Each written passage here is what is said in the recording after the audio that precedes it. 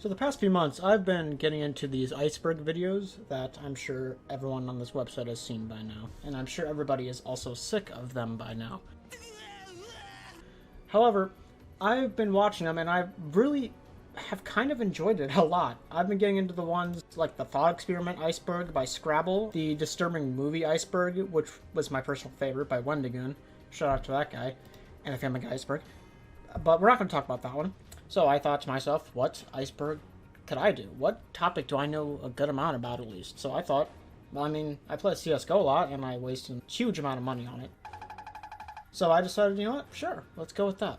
And I know there's a couple people that have done a CSGO iceberg before, but none have ever done the one that I've seen so far, and I'm doing the CSGO iceberg on Reddit by budget_bandicoot2160, and you're just going to see that on the screen right now. So if you don't know how an iceberg image works, it's on a single topic, and the further and further down you go, the more and more unknown the knowledge kind of is. So we're going to start off with stuff such as Flusha cheating, and we're going to go all the way down to the R8 revolver being OP on purpose when it first came out. And the further and further we go down, the more and more the knowledge is going to get more weird and more things that you probably wouldn't know about CSGO. So, while you're there, why not sit back, relax, and enjoy the video, I guess.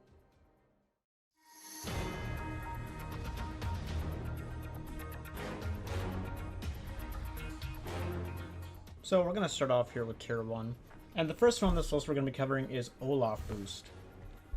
Olof Boost refers to a tactic that Team Fnatic did at DreamHack 2014 against Team LDLC on Overpass. Team Fnatic was down 12-3 on Overpass when Team Fnatic pulled out their secret weapon, the Olof Boost.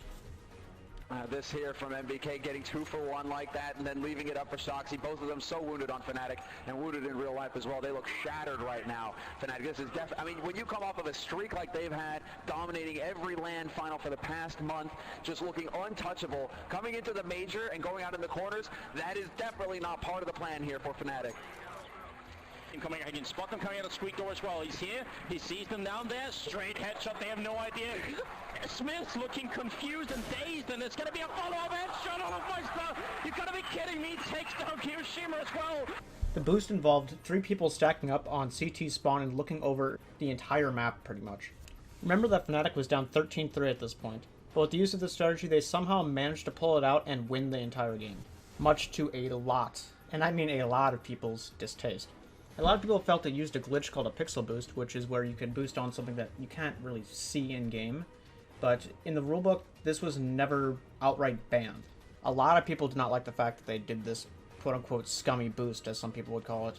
And eventually, they got so much hate and they felt bad enough that they actually forfeited the match and gave the win to Team LDLC in the end. And here we get into a topic I didn't know a good amount about, actually, which is skins. A contraband skin is a skin that is only saved for one gun, which is the M4A4 Howl, which was originally part of the Huntsman collection. The M4A4 Howl was a red tier skin in the Huntsman collection that someone found out pretty soon after the case came out that it used illegal artwork that someone else had made instead of the actual skin creator. This caused Valve to change the artwork and then make the skin actually contraband, and they removed it from the case entirely. The skin was eventually replaced with the M4A4 Desert Strike, which is a big downgrade in my opinion. However, people that still own this skin would still keep it. They didn't lose it at all when it was deleted from the case. Several other skins from the same creator were also deleted from the case, but those are less important because they weren't this high tier of a skin. The contraband tier of weapon is the highest tier of weapon you can actually get in CSGO. Because it's the highest tier, only one gun is in this, and that is the M4A4 Howl. Around late 2014, another skin was released in the Operation Vanguard case, which was called the M4A4 Griffin, which was a purple tier weapon, and it wasn't that expensive. But people found out that it also used illegally obtained artwork that wasn't from the original creator, so a huge amount of people started buying it thinking it would become a contraband weapon, but alas it didn't, and they just changed the artwork. So a lot of people just had a shit ton of M4A4 Griffins that were kind of just sitting in their inventory. But yeah, that's the whole thing about the contraband. It's only the M4A4 Howl, and it will most likely always only be the M4A4 Howl. I actually owned one of these at one time, a well-worn one that I bought for about $1,000, and it is now worth probably around $3,000, so my dumbass kind of screwed that up. But that's the thing with the skin community, you can't really tell when things are going to go up or down. So Chinese case odds. In, I'd say, mid-2017 or so, CSGO was ported to China, and in China they are not as lax with gambling laws as we are here in the US or in Canada or wherever. So they had to release the actual odds of the case opening and the actual chances of you getting certain items. A blue is about an 80% chance, a restricted or purple is about 15.98, a classified or pink is around 3.2, a covert is about 0.65, and a glove or knife is about 0.25. So it's about 1 in 5 to get a purple, 1 in 25 to get classified, 1 in 125 to get a covert, and about 1 in 400 to get a knife or a glove. This is actually kind of close to my own findings. I have my own chart that I've been doing since the beginning of this year. And basically, yeah, that's just the odds. In 2014, a well-known team known as Ibuypower, which is not that uncommon of a name, you'll hear it in stores and brands all the time now, had a CSGO team that was banned from playing in any CSGO sanctioned event ever again, because they threw a game for skins. Ibuypower was at a CEVO tournament, and they eventually decided that they were going to throw a game for skins against netcodeguides.com, which was another team at the time. Their deal was they would lose a match which had a pretty significant Ibuypower favoring on betting sites, and they would get a bunch of skins, and that was that, and no one was going to find out, was the plan. Well, obviously people did find out, and this ended up ending a lot of people's careers, 4 of which on the team that were pretty good players as well, which included Steel, Dazed, Swag, AZK. And these guys weren't bad players either, and there was also another person on their team named Skadoodle, who is still a pro tournament player, but we'll get into him later and why he wasn't banned. If you want to learn more about this, I recommend the Score Esports has a really good video about it, and I'll try to put that in the description below if I remember. If I don't, someone tell me in the comments. I'm sure I will remember to do it after someone yells at me. But yeah, that's the Ibuypower bans. In 2018, a well-known team known as Optic Gaming announced a new team, which was the Indian section of their brand. Among this team, they brought in a new person known as Forsaken, an Indian prodigy. During a game between Optic India and Revolution VN on Cash, during a technical timeout, admins found that there was a Microsoft Word document that had actual cheats stored inside somehow that Forsaken had and had minimized. During this technical timeout, the admins minimized their game and found it, and that was kind of that. They kind of figured it out, and the clip is kind of funny to watch. The clip itself has become kind of a meme in the CSGO community, so here you go, I'll let you watch it.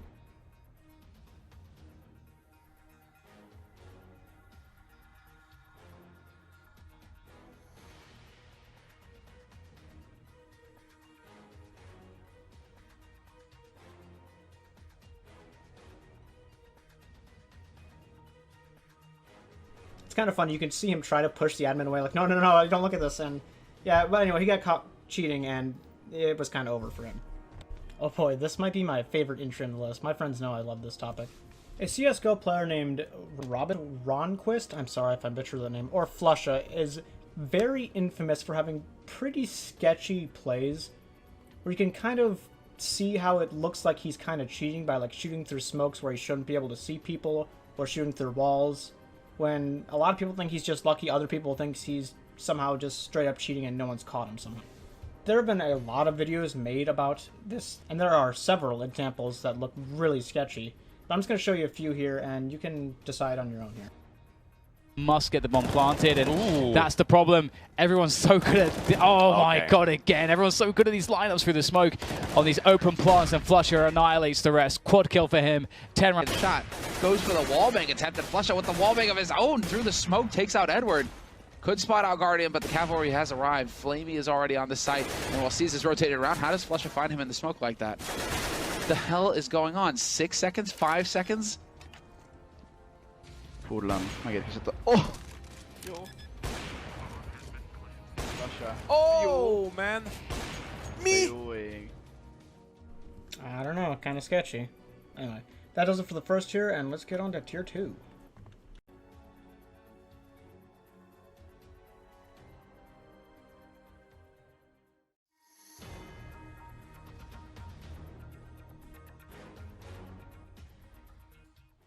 Let's start with an easy one. 2014 Katowice capsules. 2014 Katos refers to the 2014 Katowice sticker capsule. It refers to the EMS Katowice 2014 Legends capsules and the EMS Katowice 2014 Challenger capsules. In these capsules, you could either get Complexity Gaming, Fnatic, Titan, Ninjas in Pajamas, Team LDLC, Dignitas, Hellragers, or LGB Esports stickers from them, which you can put on your guns and just for cosmetic purposes of your gun. These were originally introduced to just show support for teams, as the team would get a percentage of the profit made from the capsules. At one point, they were even selling for 25 cents from Valve themselves from this in-game CSGO store. Nowadays, you can probably find one for, at the bare minimum, around $5,500 to around $6,000. And that's not even a joke. In fact, the YouTuber Sparkles just opened one pretty recently, and he said he spent around $6,000 on it. The reason these are so expensive is just because how rare they are and how much they've actually just been opened to oblivion at this point. You might be asking, why would anyone open $6,000 capsules for just a sticker you can put on a gun? It's not even a skin. Well, the high-end versions of the stickers, i.e. the Titan Hollow and the Ibuypower Hollow, sell for over $22,000 each as of today, which is May 31st when I'm recording this. And these prices aren't going to go down probably because you can't really buy these capsules anymore. You can trade for them with real money, but you can't straight buy them from the CSGO store. So there's a limited amount of these, and eventually they're all probably going to run out, and that's why they're so expensive. What I assume Clara is referring to is a Twitch streamer who was a CSGO streamer that got caught cheating in-game. I don't know the name of this streamer, I apologize. I really have looked at a lot of places and I cannot find her name. But the reason it's called Clara is because after she was caught cheating, she basically yelled out Clara, who I assume was her friend, who she blamed put the cheats on her computer after. This one's kind of a weird one. I'm scared.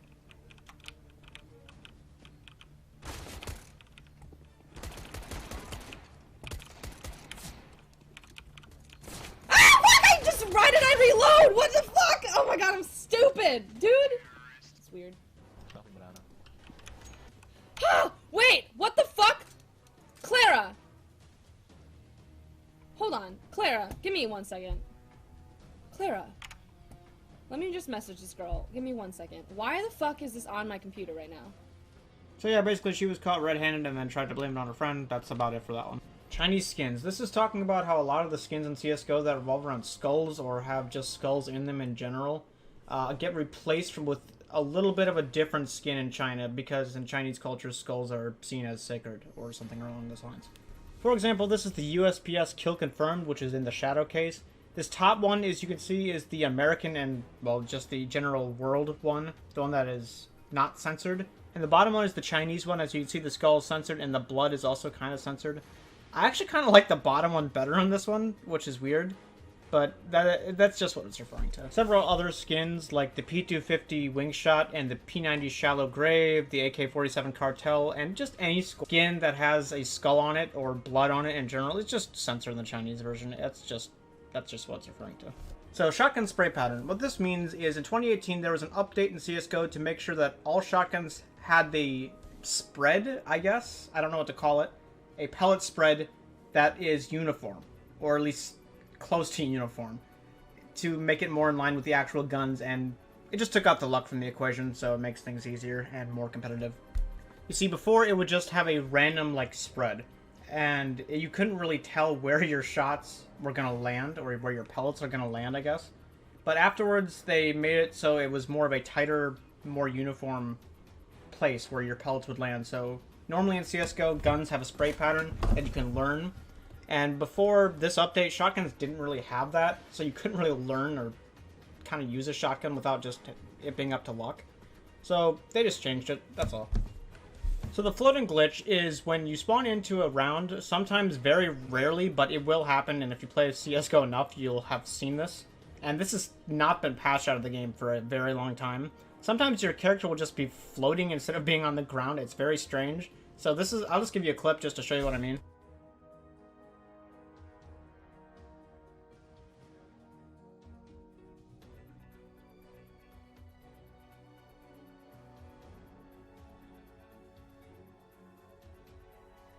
And in this glitch, you can kind of give you an unfair advantage because you can kind of see over everything and you can see even players. No one else can see you floating there, but you can in fact see over the map, and it kind of gives an unfair advantage. The only way you can get out of it is if you just jump, but I mean, it does kind of give an advantage, and it has not been patched out to this day. Alright, that's it for Tier 2. Let's get on to Tier 3 now.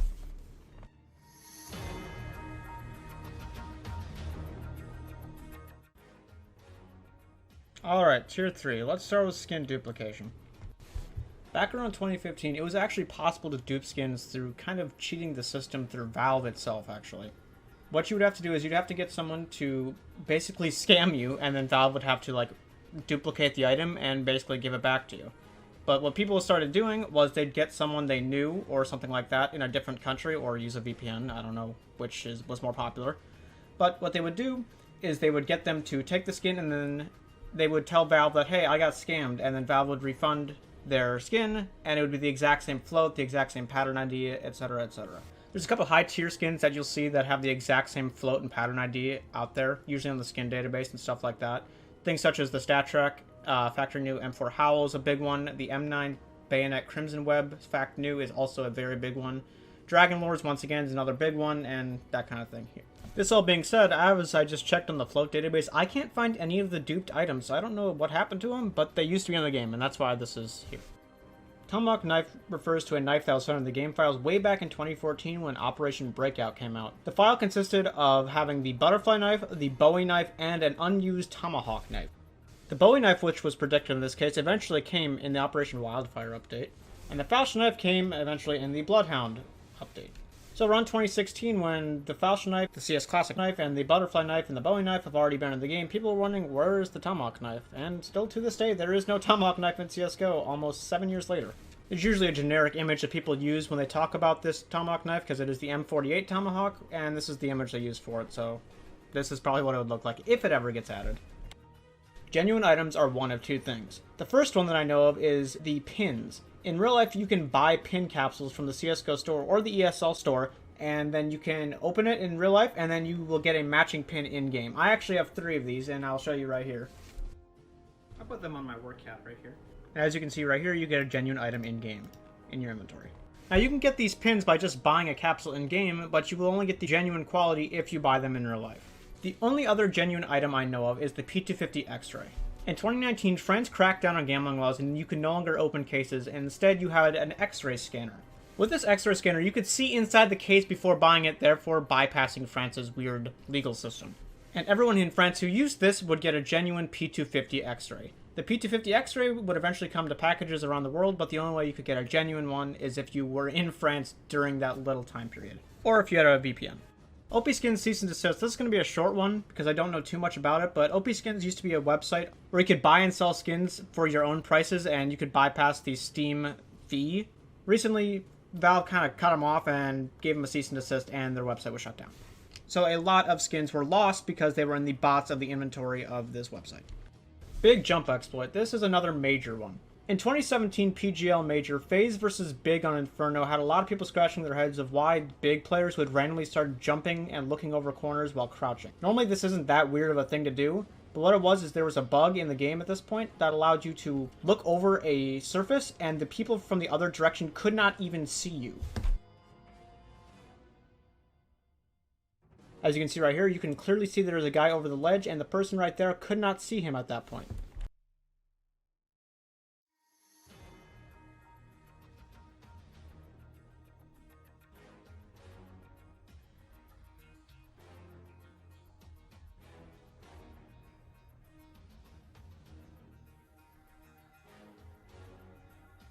If you'd like to learn more about this, I suggest watching the Trilix video about it. It's a really good one. Once again, it'll be in the description. If it's not, yell at me in the comments. Alright, we're on to Tier 4.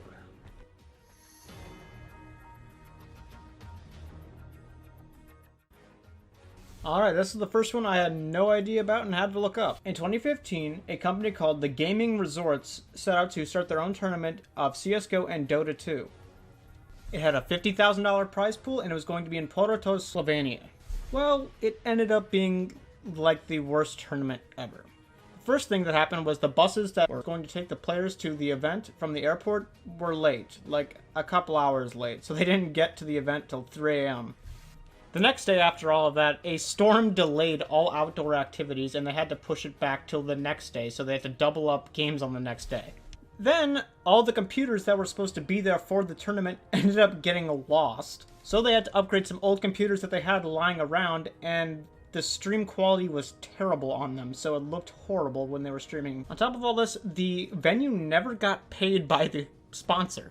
So the police confiscated all the passports of all the players, so they were all stranded there. And there's much more, too. There was no prize money ever paid out. The tournament was eventually cancelled, even though Kinguin won the CS tournament, and the Dota part never even happened.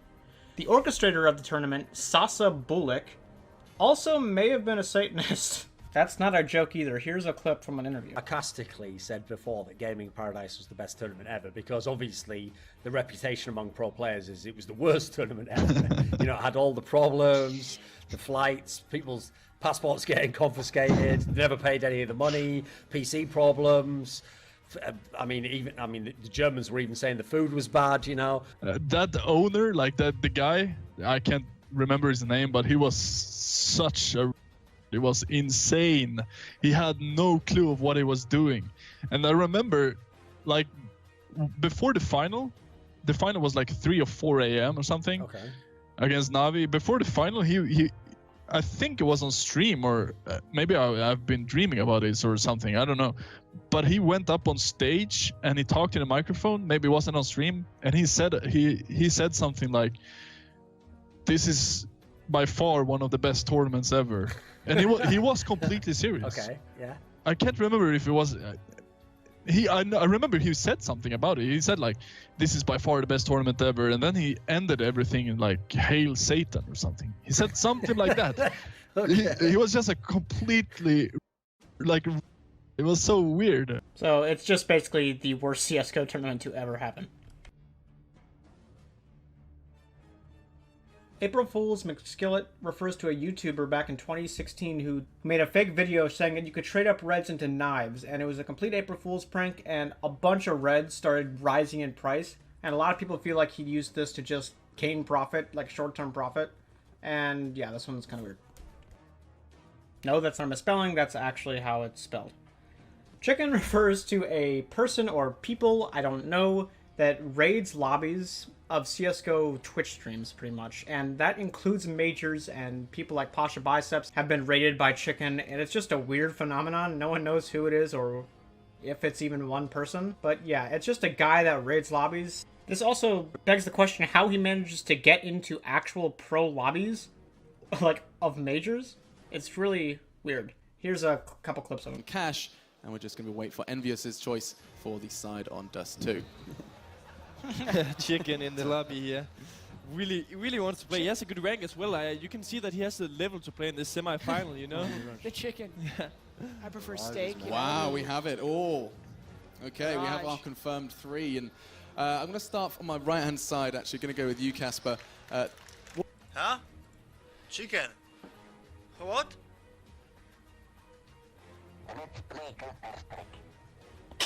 Oh shit, my friend. And it's not just Pasha Biceps, a lot of pros have had this encounter, and no one knows why it happens or how it happens, but it does. Okay, you can call me a sham or whatever, but I can't find anything about money hacks. This can refer to so many things, and I have no idea what it would be. So I apologize, I don't know about this one. And with that sad revelation, we're gonna go on to Tier 5. Here we go.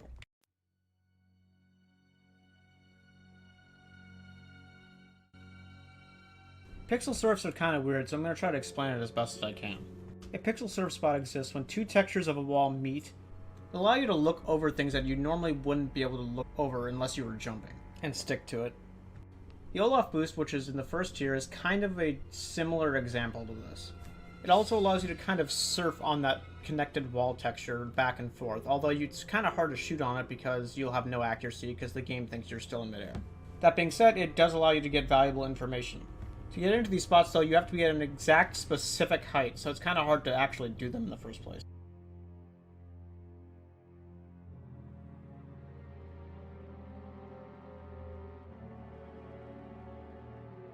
I don't exactly know how some people figured this stuff out, but it's there if you want to use it. Valve patches a lot of these out, so don't expect to keep finding these.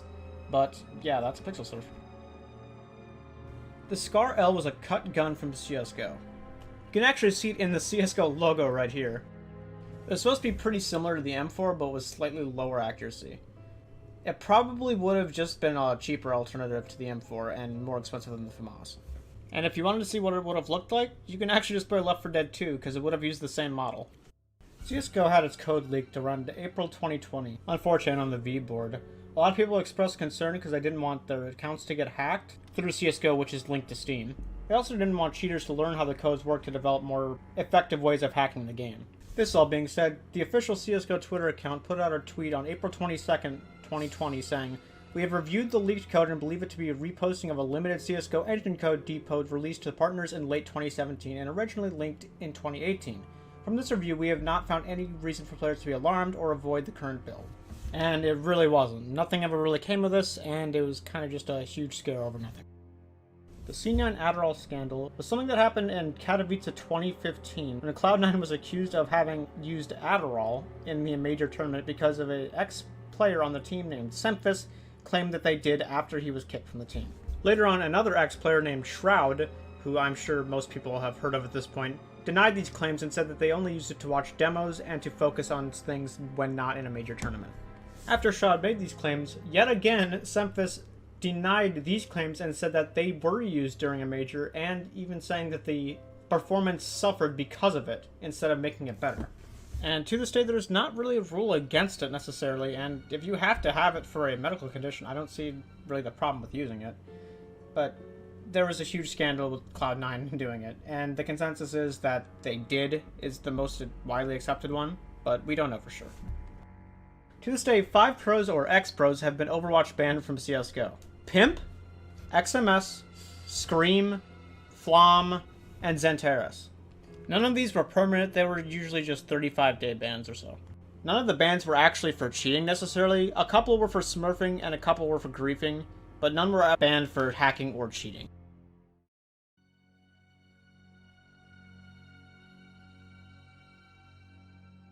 This also might be my favorite entry in the Iceberg. The story goes that there was a guy that had a vanilla Karambit that got scammed off him before Steam stopped refunding scammed items. So when he submitted a support ticket, they eventually gave him back a Karambit vanilla. But it wasn't a normal Karambit vanilla, in fact it's one of a kind.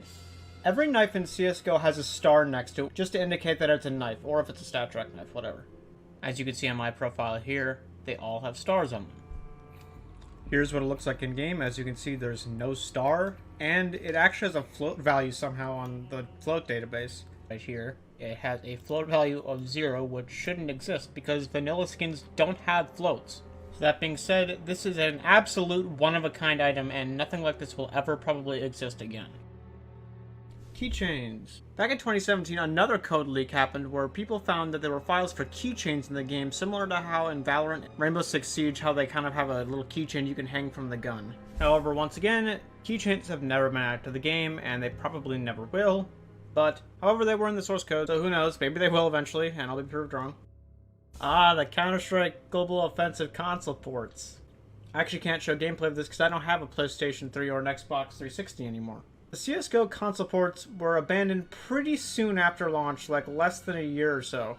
They received a handful of updates and then were abandoned. The aiming is atrocious because it is not changed for the console. It is the exact same as it is on PC, so you have to be completely precise. And on a controller, that's not a great thing to have. If you want to see more about this, Casey has a great video of this on YouTube. I'll try to link it in the description. Once again, if I don't do it, yell at me in the comments. Do you remember way back in Tier 1 when we talked about the Ibuypower bans?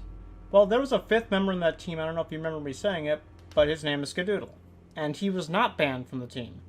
The reason for this is because when the time came to accept the skins from the throw, he didn't. And other people even say that he didn't want anything to do with it in the first place.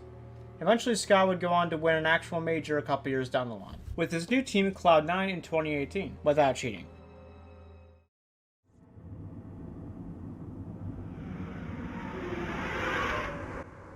Achievement medals. Back before the Panorama update, there were medals you could get for getting a certain amount of achievements in each category. Similar to how you can show off your service medal.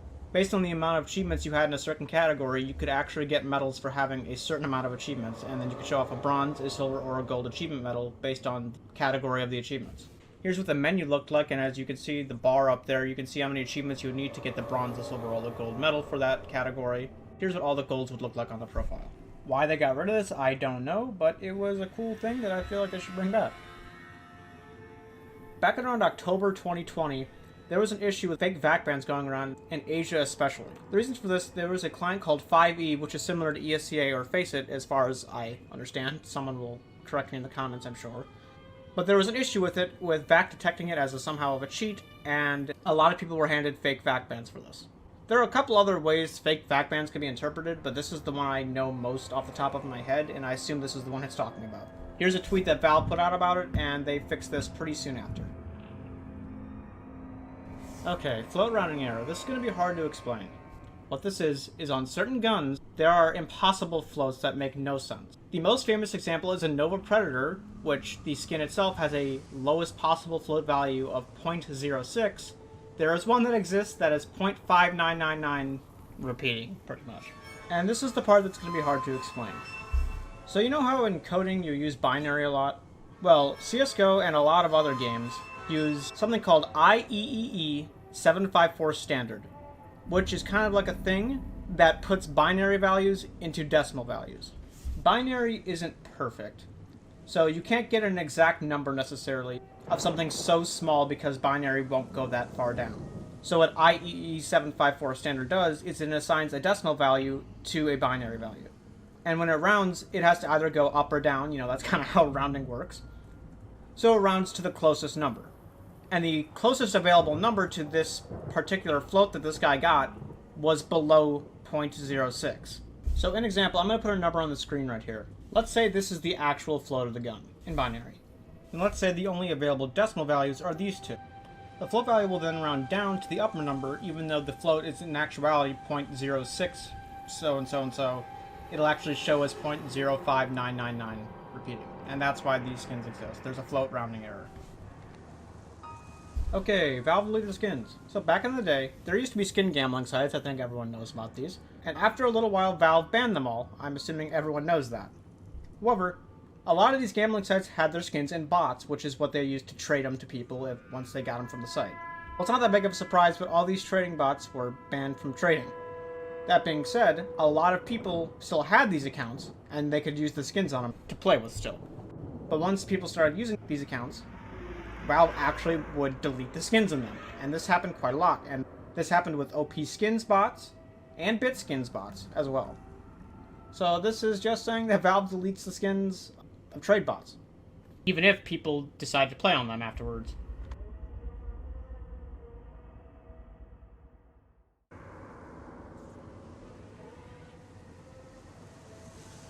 Well, here we are. We're at the last tier. Make sure to like the video or dislike if you didn't learn anything, and subscribe. It helps me out a lot. This video took a really long time to make, and a lot of research was put into it, so I hope you enjoyed it. And let's get into the last tier.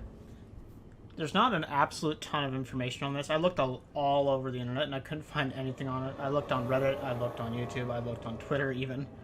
There's not too much information on this. The only thing I could even find was a little bit of a thread on Twitter saying the revolver was overpowered on purpose, that way when they nerfed it, they could say the game is getting better and use that as a lure to bring people in.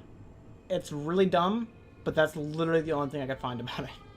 And it's a conspiracy, I guess, is what it said.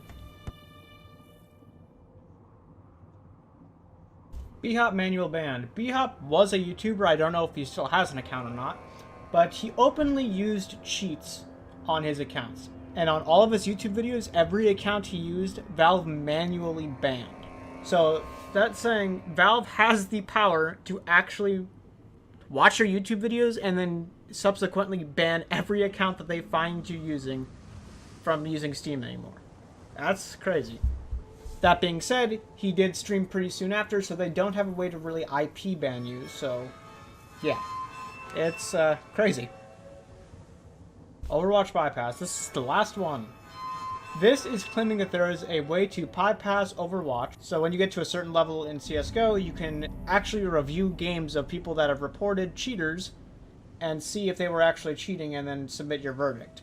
This is claiming that there is a way to bypass all Overwatch bans. And I've looked all over, and I'm probably on a list at Valve HQ now for looking all over. but there are only a very few ones that I've found that even look like they could make sense. One of which claims that you can crash a server right before it ends, then people will not get the Overwatch case because the game ended prematurely, even though all the ranks counted and everything. And then there was another one that was a guide on how to look like you're not cheating when you are. So I don't think there's an Overwatch bypass, really, but if you want to look these videos up, whatever, go ahead. You're wasting your own time, though. But yeah, that was it. Anyway, yeah, that's it. I appreciate anyone that made it through the entire video. I know I love watching these, so I hope some other people can get some information out of this. And once again, like and subscribe if you enjoy the video. I really appreciate it, and everyone have a great day who watches. See ya.